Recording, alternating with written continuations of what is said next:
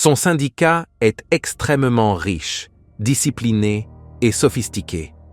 Il aurait gagné des milliards chaque année en inondant des pays entiers avec ses produits.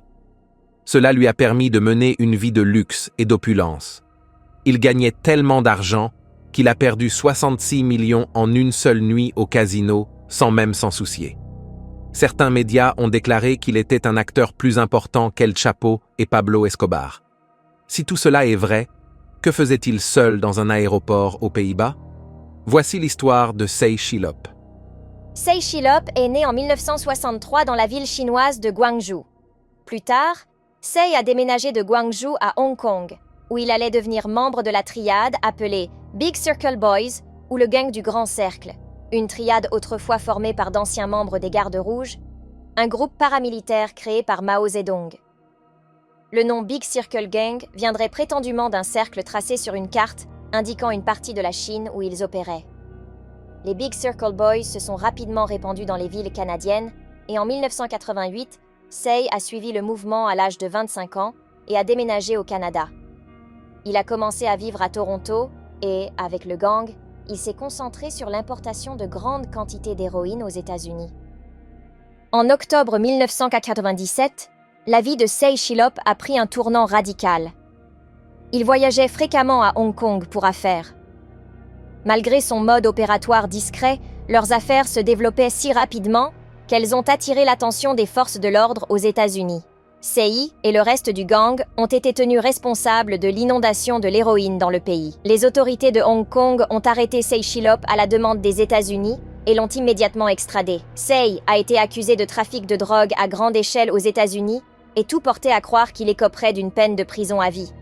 Mais, de manière totalement inattendue, il a réussi à n'être condamné qu'à 9 ans de prison. Say a déclaré devant le tribunal qu'il avait appris sa leçon et regrettait profondément ses actions. Il a partagé ses projets futurs. Ouvrir un restaurant et rester du bon côté de la loi pour le reste de sa vie. Il a également dit qu'il devait s'occuper de ses parents âgés et d'un enfant malade, ne pouvant se permettre de passer sa vie en prison, et a supplié pour une peine clémente. Qu'il ait dit la vérité ou non, cela l'a très certainement aidé lors de la condamnation. 9 ans pour un trafic de drogue de cette ampleur aux États-Unis est tout simplement inouï. Qu'il ait réellement regretté ses actions reste très discutable. Après avoir purgé 9 ans, Say a été libéré en 2006 de la prison fédérale d'Elkton, Ohio. Il est retourné au Canada où il a purgé 4 années supplémentaires de probation surveillée, avec des contrôles réguliers et d'autres règles obligatoires qu'il devait suivre. Say a respecté toutes les règles et semblait être de nouveau sur la bonne voie. 1 an après avoir terminé sa probation surveillée, Say a enregistré une nouvelle entreprise à Hong Kong au nom de sa femme en 2011. L'entreprise s'appelait China Peace Investment Group Company Limited. Le China Peace Investment Group était censé être un groupe d'investisseurs qui investiraient leurs fonds dans l'immobilier, les marchés financiers et plus encore, principalement à Hong Kong.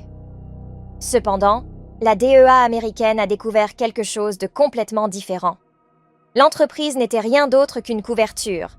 Ils avaient découvert que Say était de nouveau impliqué dans la contrebande et, chose intéressante, il n'avait pas repris là où il s'était arrêté en 1997. Il était devenu bien plus grand qu'avant. Adieu les leçons apprises. Say était devenu le chef de son propre syndicat et avait réussi à créer une alliance avec plusieurs autres triades chinoises, telles que les 14K, Wong Xing Wu, et toutes ces triades travaillaient essentiellement pour son syndicat, lui-même étant à la tête de tout cela.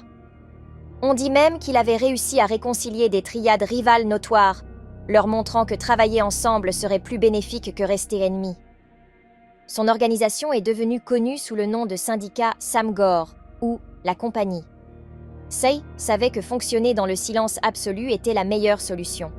Les querelles menaient à une attention indésirable et l'attention était mauvaise pour les affaires.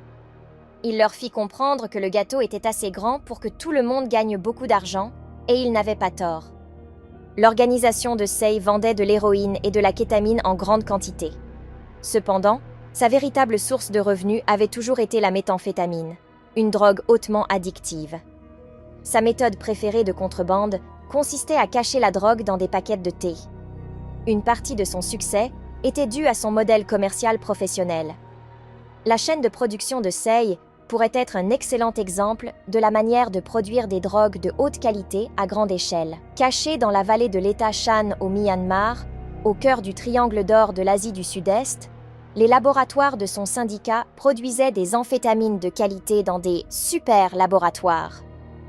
Des laboratoires parfaitement équipés qui assuraient une efficacité maximale pour produire le plus rapidement possible et en grande quantité. Un autre aspect fascinant de son modèle commercial est qu'il garantissait des remplacements gratuits, sans coût supplémentaire ni dépôt, si l'une de ses livraisons était interceptée par la police, les douanes ou si une cargaison était volée, à condition d'avoir des preuves. Cette offre était irrésistible et attirait de nombreux acheteurs. Toutefois, cette politique lui a également attiré des ennuis. Elle l'a mis sur le radar de la police sans qu'il en ait conscience. Sei inondait le marché australien avec ses drogues. En 2011, des policiers australiens ont arrêté un groupe d'Australiens qui importèrent de l'héroïne et de la méthamphétamine dans le pays. Ce n'était qu'une petite saisie. Donc, la police a décidé de ne pas les arrêter et a plutôt mis le groupe sous surveillance, écoutant leur téléphone et suivant leurs mouvements dans l'espoir de trouver des indices qui les mèneraient plus haut dans la hiérarchie. Les envois du groupe étaient constamment interceptés, ce qui les conduisait à demander sans cesse un remplacement auprès du syndicat. Même si la politique de remplacement était toujours en place, le syndicat commençait à en avoir assez de ce groupe, alors que de nombreux autres envois australiens se déroulaient sans problème. En 2013, le chef du groupe australien a été convoqué à Hong Kong pour s'expliquer. La police australienne a informé leurs homologues de Hong Kong de cet homme qu'ils surveillaient. La police de Hong Kong a pris le relais de la surveillance et a repéré l'homme rencontrant nul autre que Sei Shilop lui-même. Cela a immédiatement attiré l'attention des autorités de Hong Kong. Pourquoi rencontrait-il un trafiquant de drogue australien ? Ils ont commencé à observer Sei et ont vu qu'il dépensait sans compter. Il vivait dans le luxe, se déplaçant avec une armée de sécurité personnelle composée d'au moins 8 boxeurs thaïlandais professionnels, qui étaient souvent remplacés pour des raisons de sécurité. Il est important de noter qu'à ce moment-là, Sei Shilop était totalement inconnu des autorités de Hong Kong, et celles-ci ne connaissaient pas l'ampleur de son entreprise. Il organisait chaque année des fêtes d'anniversaire somptueuses dans des complexes de luxe et des hôtels 5 étoiles, faisant venir sa famille et son entourage en jet privé. Il a une fois amené sa famille et son entourage en Thaïlande pendant 1 mois entier dans un complexe de luxe. On voyait souvent Sei travailler, souvent sur son téléphone, envoyant des SMS et passant des appels pour donner des ordres. S'il y avait une chose que Sei aimait plus que vivre dans le luxe, c'était le jeu. Vous avez probablement entendu le terme « high roller » auparavant. Sei Shilop en était la véritable définition. Il allait fréquemment dans des casinos et ne misait pas des milliers, ni même des dizaines de milliers, mais des millions de dollars. Un enquêteur a dit qu'il avait observé Sei perdre 66 millions de dollars en une nuit à Macao. 66 millions de dollars en une nuit. Pouvez-vous imaginer cela? Si quelqu'un est capable de perdre 66 millions de dollars en une nuit sans être trop dérangé, il y a de nombreuses raisons de mener une enquête plus approfondie. Qui est cet homme? Et comment est-il devenu si riche? Les enquêteurs ont redoublé d'efforts pour découvrir qui était exactement cet homme mystérieux et ultra riche. Après de nombreuses autres observations, la police soupçonnait Sei Shilop d'être un trafiquant majeur de méthamphétamine, d'héroïne et d'ecstasy aux États-Unis et en Australie, parmi d'autres pays. Cependant, il n'avait pas encore réalisé toute l'étendue de son organisation. Le matin du 15 novembre 2016, Kai Zhengzhei était en route pour rentrer chez lui à Taïwan. En marchant dans l'aéroport de Yangon, Kai semblait nerveux, alerte, et se grattait constamment les mains couvertes d'ampoules. Son comportement entier a éveillé les soupçons et a conduit à ce que Kai soit arrêté et fouillé. La police a trouvé 80 grammes de kétamine sur lui, scotché à ses cuisses. Ses mains étaient abîmées parce qu'il avait manipulé des drogues, qui sont très toxiques, selon les autorités. Malgré avoir été averti par la DEA au sujet de Kai, la police de l'aéroport a déclaré qu'ils avaient eu de la chance de l'attraper. Il s'était en quelque sorte trahi par son comportement nerveux. Kai a refusé de parler et la police a décidé de fouiller son téléphone. Sur son téléphone, Ils ont trouvé une vidéo d'un homme en pleurs, attaché et entouré par 3 membres d'une triade qui lui faisaient des choses peu amicales, pour ainsi dire. L'homme en question aurait jeté par-dessus bord 300 kilos de méthamphétamine depuis un bateau, parce qu'il pensait qu'un bateau des forces de l'ordre s'approchait. La vidéo avait été envoyée à des personnes comme Kai pour leur rappeler de ne pas jouer à des jeux stupides ou de ne pas être déloyal. Kai ne possédait pas qu'un seul téléphone. Il en avait un autre. Ce téléphone serait qualifié de « caverne d'Aladin de renseignement » par un commandant de police. Le téléphone contenait une incroyable quantité de photos, vidéos, journaux de conversations téléphoniques et des milliers de messages textes liés au trafic de drogue.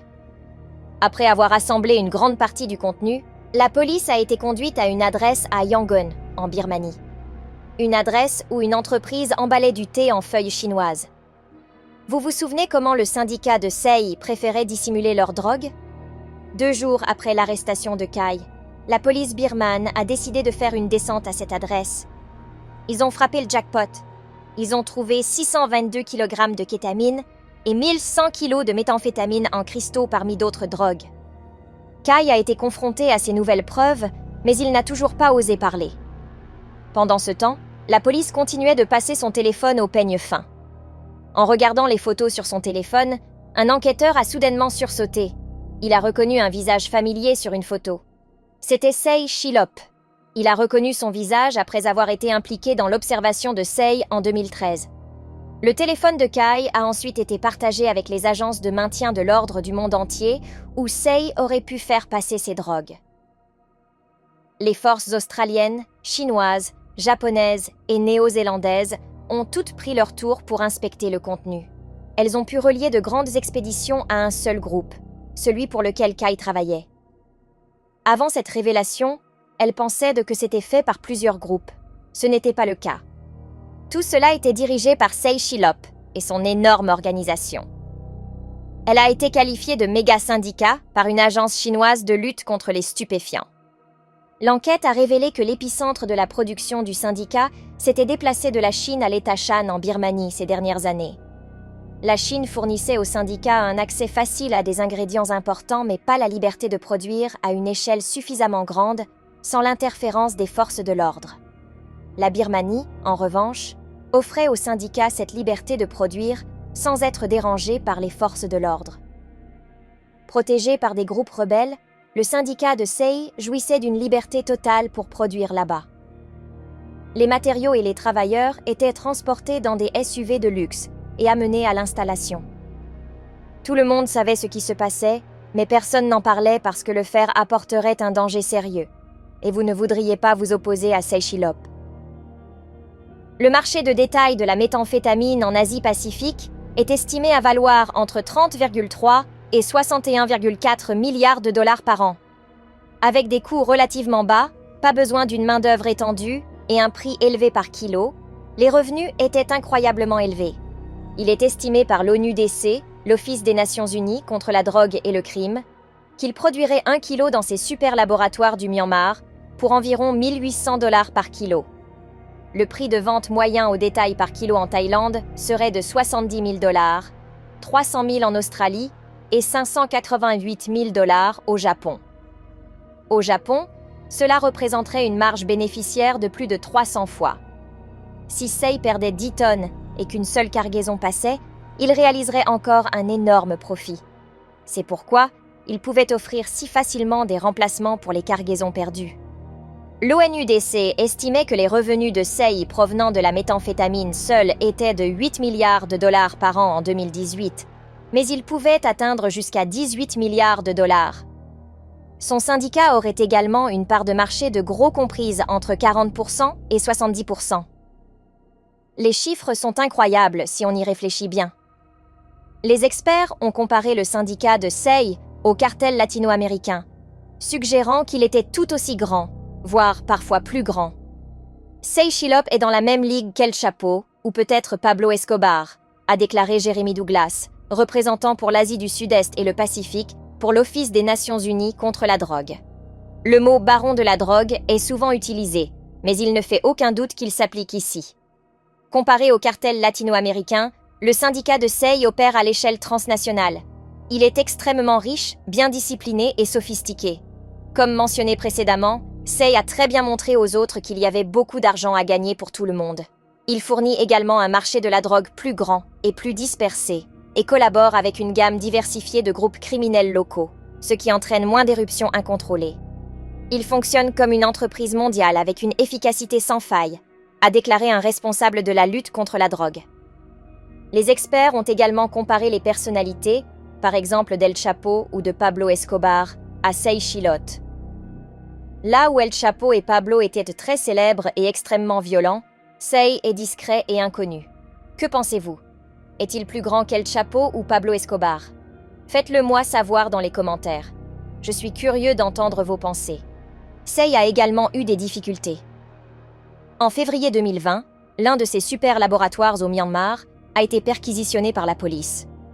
Plus de 200 000 litres de produits chimiques ont été saisis, ainsi que 10 000 kg de caféine et 73 550 kg d'hydroxyde de sodium.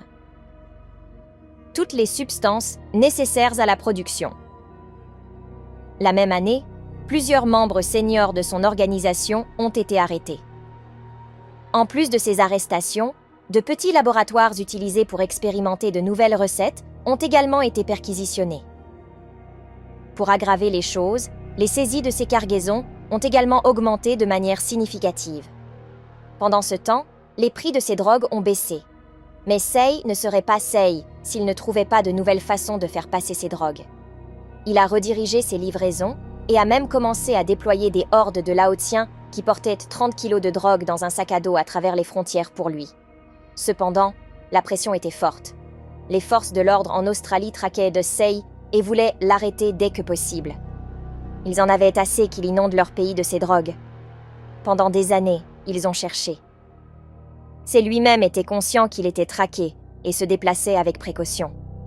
Cela rend d'autant plus intéressant le fait que, complètement à l'improviste, la nouvelle est éclatée qu'un des plus grands barons de la drogue au monde ait été arrêté à l'aéroport de Schiphol à Amsterdam, aux Pays-Bas, le 22 janvier 2021. Qu'est-ce que Say, l'un des plus grands barons de la drogue au monde, faisait à l'aéroport de Schiphol en tant que simple passager? Eh bien, il voulait prendre un vol de Taïwan vers le Canada et avait une escale à Amsterdam. Malheureusement pour lui, il n'arriverait plus jamais au Canada. Say a combattu son extradition vers l'Australie, mais y a été envoyé en décembre 2022. Beaucoup de questions surgissent quand on lit cela. Pourquoi aurait-il pris ce vol régulier, seul, avec une escale? Il aurait dû avoir suffisamment d'argent et de pouvoir pour organiser un jet privé, n'est-ce pas? Eh bien, les réponses à ces questions, nous ne les connaîtrons probablement jamais. Après avoir été arrêté une fois et s'en être sorti facilement, il semblait que Say était prêt à redoubler d'efforts pour devenir un acteur majeur dans le commerce de la drogue. Il a professionnalisé son entreprise et s'est fait des milliards de dollars. Parmi toutes les fins possibles de son histoire, personne ne s'attendait probablement à ce que cela se termine à l'aéroport de Schiphol, aux Pays-Bas, alors qu'il se préparait pour son escale vers le Canada.